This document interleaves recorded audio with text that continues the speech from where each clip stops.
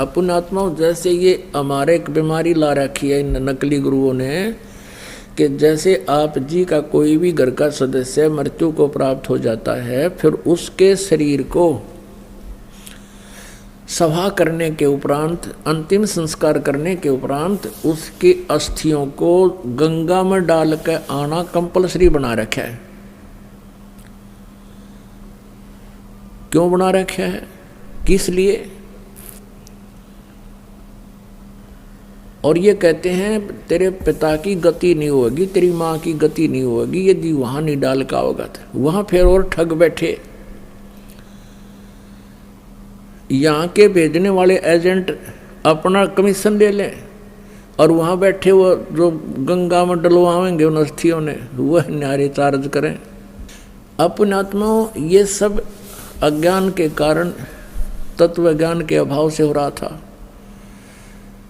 अब क्या होता है, जैसे एक व्यक्ति किसी किराए के मकान पर रहता है और उसको मकान मालिक कह देता है भाई मकान खाली कर दे, मुझे आवश्यकता है, तो उस समय वो छोड़ना जी ना करता। और इस मकान में तो यू अपना मान रहा, अपना पर्सनल मान रहा है, इस मकान में तो यू कोई सैकड़ों वर्ष रहता है, तो इस मकान को ये छोड़ना नहीं चाहता, अपना मान बैठता है। उधर से भक्ति ना करने से ये प्रेत बन जाता है। प्रेत बनते ही इसका जो भी अकाउंट है जाते इसको मिल जाता है, कौन सी योनि प्राप्त होनी है, ये भूत बन जाता है। और उधर से क्या होता है कि वो घर वाले उनको फूक देते हैं, सवा कर देते हैं, तो वापस वो अपने घर पर आता, वो प्रेत बन के। अब घर वाले तो उसको देख नहीं सकते, उसमें आवाज़ नहीं, वो सुना नहीं सकता, वो वहाँ धक्के खा के फिर देखता मेरा शरीर कहाँ है, वो जाता शमशान घाट पे। तो इतना इसको ज्ञान होता है प्रेत को कि ये अस्थि मेरी है, ये नहीं है। तो अगर वहाँ उसको कोई अपनी अस्थि मिल जाता है, यो हार्ड ना जड़ा हुआ, उसको चिपक जाता मेरा है, यो मेरा, नुतकती चिपट जाए उसका। और ये सद ये क्या करते हैं, सेवड़े उन अस्थियों को उठा लाते हैं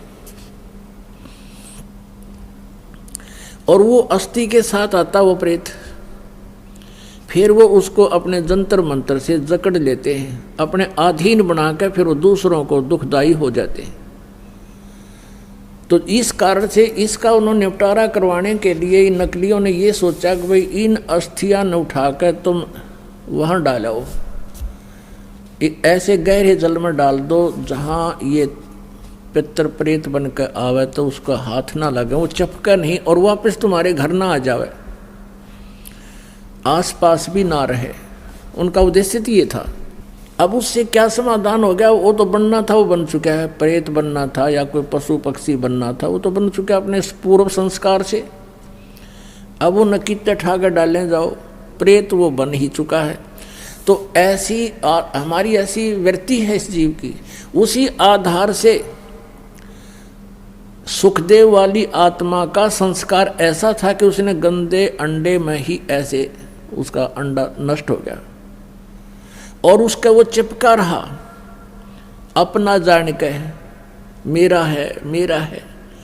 यह वृत्ति है हमारी।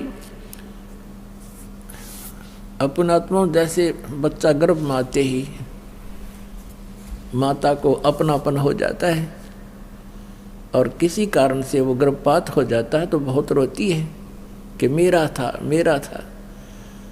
ऐसे ही उस अंडे को गंदा होने पर भी उसने अपना मान रखा था, चिपका बैठी थी आत्मा मेरे, उसका संस्कार ऐसा था।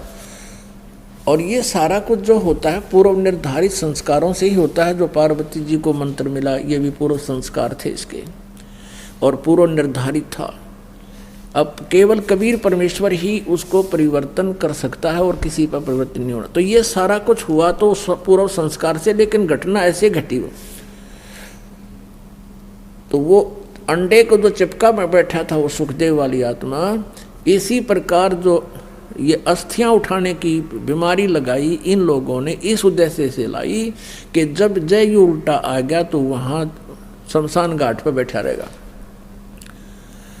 और आपने देखा होगा कि भाई कई क्या कहा करते थे कि भाई ये लड़का वहाँ जा रहा था और इसकी ठोकर लगी किसी वस्तु का, उस दिन से बीमार है, तो यो भूत चिपटा रहा है उसके अपने अस्थि के, और उसका ठोकर लगी, फिर ये चौधरी था, फिर अब कैसे मेरा ठोकर मार दी, इसका अंडी बनाते लकड़ता ही नहीं, फिर गधा बन जा है। तो वहाँ उनको दुखदाई होता था, इसलिए उन्होंने ये समस्या हल कर दी कि अस्थि यहाँ से फेंक दो कितने, यो एक स्थान पर ना चिपका रहा, अंडे जा धक्के खानता कि तो और धक्के खा लेगा, बाहर चला जाएगा। ये उद्देश्य था। और पुण्यात्माओं कहते हैं यदि आप पूर्ण परमात्मा की भक्ति करते, सतगुरु की संगत करते, ना तो आपने भूत बनना, ना अस्थियां उठाने की आवश्यकता। और आपने यो नाम ले रखा तो कितनी ठोकर लागो, कितने कुछ जाओ चौराहे पर गांडो तुम, और बर्फी खाते हुए आपके निकट कोई भी नहीं आ सकता, क्योंकि ये समर्थ की शक्ति है। एक भक्त बता रहा था कि मैं अपनी किसान था वो, कि अपनी बहन के गांव में ससुराल में गया हुआ था, उनका ज़मीन ज़्यादा थी, मैं अपने बैल ले गया था उनकी खेत की जुताई करवाने के लिए, हेल्प करने के लिए। तो मेरी ड्यूटी उन्होंने दूसरे खेत में लगा दी, और बहन का बटेऊ जो बहनोई था वो दूसरे खेत में अपना काम कर रहा था। उस खेत के पास में एक छोटा सा तालाब था, तलैया थी, जोड़ी थी, उसमें एक छोटी सी मंडी बना रखी थी, और कोई वहाँ पर एक 5 किलो एक बेली होती थी, 5 किलो गुड़ का एक ही आइटम बना दिया करते, पेड़ा सा इतना बारा, वो चढ़ा गया वहाँ, उस वो को पीर प्यार था, पीर की मड़ी थी। वो कहने लगा मैं बैलों को पानी पिलाने के लिए जब उस गया वहाँ तालाब में, तो मैंने देखा इतना गुड़ दरा बहुत सुंदर, मैंने वो उठा लिया, कुछ तो आप खाया, कुछ कूट छेद के बैलों को खिला दिया, चारे में डाल दिया। और नाम मैंने ले ही रखा था परमेश्वर कबीर जी का, आपके परमात्मा की शरण में आ चुका था। तो फिर मुझे वो इतनी दूर दिखाई दिया, एक दोपहर के समय वहाँ बैठा था मैं, कम से कम 50 फुट की दूरी पर एक 3 फुट का आदमी, सफ़ेद दाढ़ी, सफ़ेद कपड़े और 9 आँखें लाल कर रहा, कहने लगा तू ठाडे की शरण में था, ना तेरा बक्कल तारूं, उतने मेरा गुड़ खा लिया। तो तगड़े की शरण में था इसलिए बच गया, ना तेरा बक्कल तारूं, तने मेरा गुड़ खा लिया। ये भूत बेटी के बाप खावे कुत्ते, उनको भी यही आभास है कि मेरा है, बस धर दियाड़े मेरा हो गया भी हो।